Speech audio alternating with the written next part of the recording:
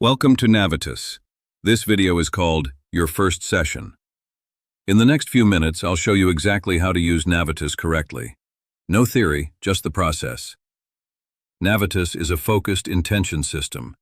It is designed for high-energy intention. Navitus is not passive. It is not reflective. It responds to clarity, strength, and elevated emotional state. If your energy is low, distracted, or scattered, wait. Navitus works best when you are clear and internally aligned. When you log in, you'll see the dashboard. The intention is already embedded. Navitus is structured. Your role is not to choose. Your role is to focus. Before pressing the run button, get a glass of water. The water can be anywhere in the room, near you, across the room. It does not matter. What matters is your attention.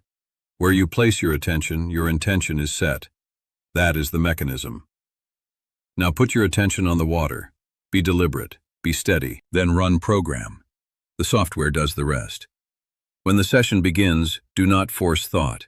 Do not strain. Do not try to amplify anything. Simply hold the awareness. Stay present. Let the structure do its work. Navitus amplifies directed energy. It does not create energy for you.